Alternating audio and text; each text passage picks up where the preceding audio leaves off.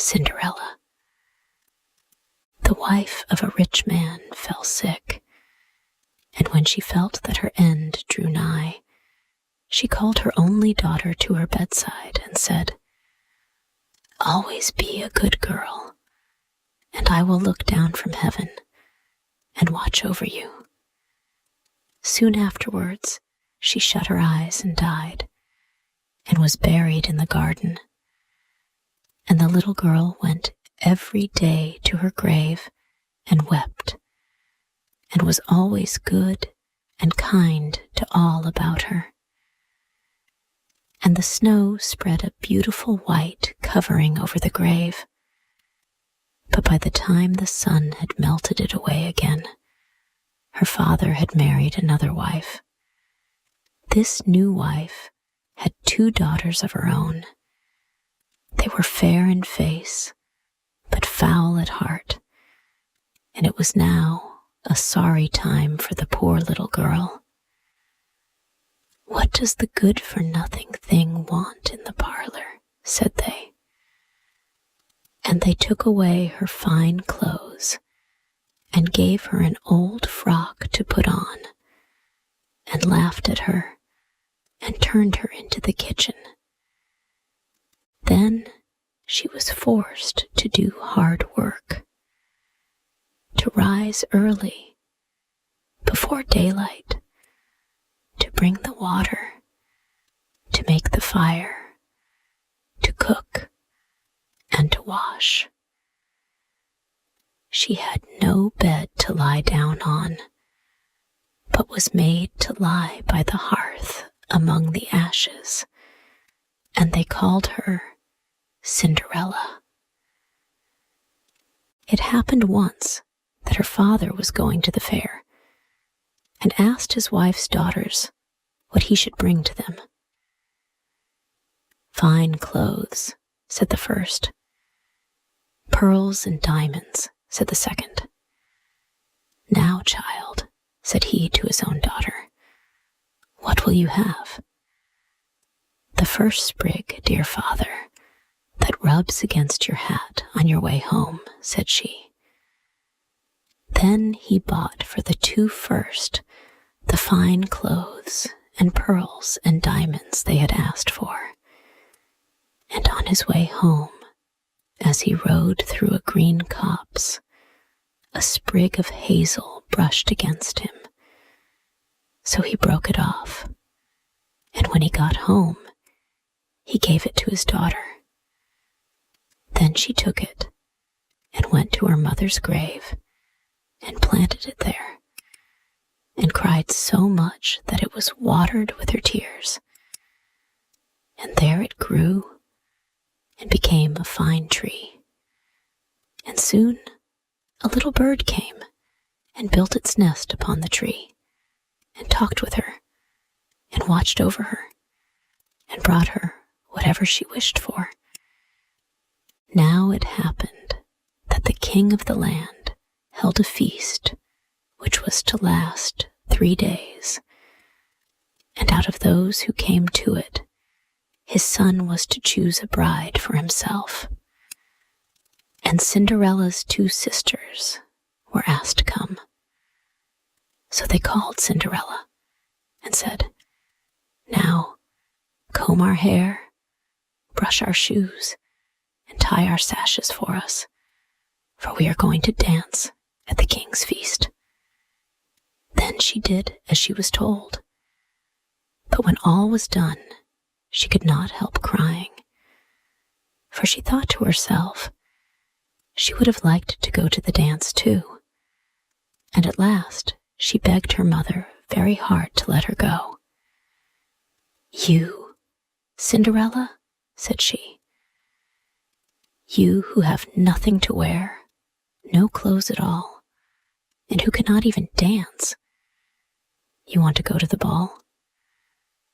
And when she kept on begging to get rid of her, she said at last, "I will throw this basinful of peas into the ash heap, and if you have picked them all out in 2 hours' time, you shall go to the feast too." she threw the peas into the ashes.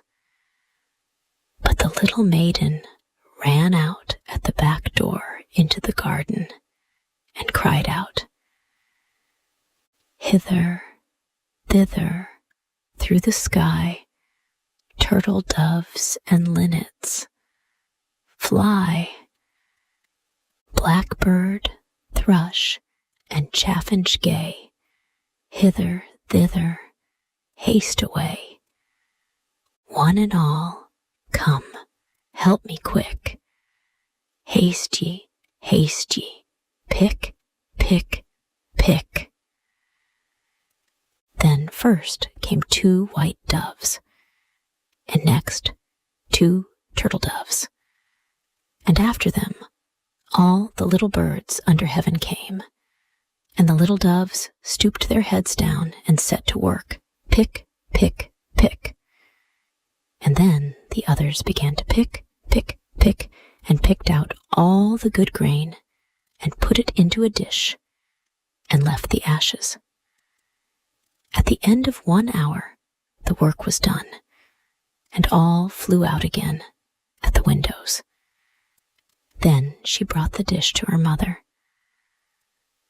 But the mother said, "No, no, indeed. You have no clothes and cannot dance. You shall not go." And when Cinderella begged very hard to go, she said, "If you can in 1 hour's time pick 2 of these dishes of peas out of the ashes, you shall go too." So she shook 2 dishes of peas into the ashes. But the little maiden went out into the garden at the back of the house and called as before, and all the birds came flying. And in half an hour's time all was done, and out they flew again. And then Cinderella took the dishes to her mother, rejoicing to think that she should now go to the ball. But her mother said, "It is all of no use. You cannot go. You have no clothes and cannot dance. And you would only put us to shame." And off she went with her 2 daughters to the feast. Now, when all were gone and nobody left at home, Cinderella went sorrowfully and sat down under the hazel tree and cried out, "Shake, shake, hazel tree, gold and silver over me." Then her friend the bird flew out of the tree and brought a gold and silver dress for her and slippers of spangled silk, and she put them on and followed her sisters to the feast. But they did not know her. She looked so fine and beautiful in her rich clothes. The king's son soon came up to her and took her by the hand and danced with her and no one else.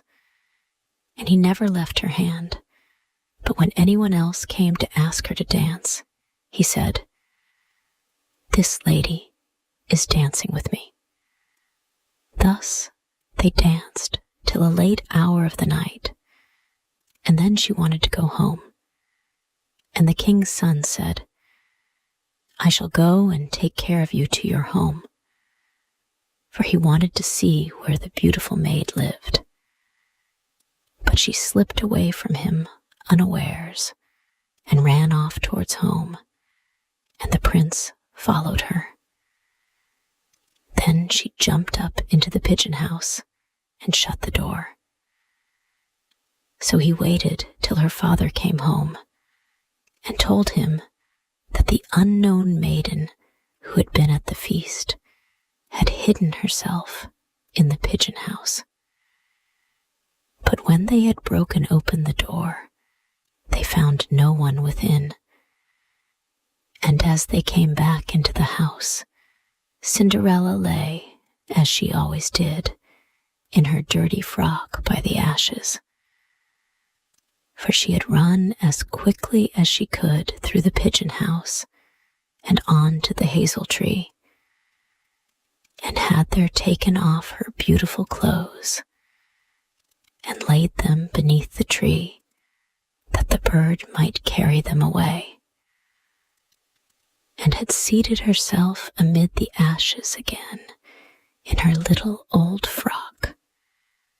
The next day, when the feast was again held, and her father, mother, and sisters were gone, Cinderella went to the hazel tree, and all happened as the evening before. The king's son, who was waiting for her, took her by the hand and danced with her. And when anyone asked her to dance, he said as before, "This lady is dancing with me." When night came, she wanted to go home, and the king's son went with her. But she sprang away from him all at once into the garden behind her father's house. In this garden stood a fine, large pear tree, and Cinderella jumped up into it without being seen. Then the king's son waited till her father came home and said to him, "The unknown lady has slipped away, and I think she must have sprung into the pear tree." The father ordered an axe to be brought, and they cut down the tree, but found no one upon it. And when they came back into the kitchen, there lay Cinderella in the ashes as usual, for she had slipped down on the other side of the tree and carried her beautiful clothes back to the bird at the hazel tree, and then put on her little old frock. The third day, when her father and mother and sisters were gone, she went again into the garden and said, "Shake, shake, hazel tree, gold and silver over me." Then her kind friend, the bird, brought a dress still finer than the former one, and slippers which were all of gold, and the king's son danced with her alone. And when anyone else asked her to dance, he said, "This lady is my partner." Now, when night came, she wanted to go home, and the king's son would go with her, but she managed to slip away from him, though in such a hurry that she dropped her left golden slipper upon the stairs. So the prince took the shoe and went the next day to the king, his father, and said, "I will take for my wife the lady that this golden shoe fits." Then both the sisters were overjoyed to hear this, for they had beautiful feet and had no doubt that they could wear the golden slipper. The eldest went first into the room where the slipper was and wanted to try it on, and the mother stood by.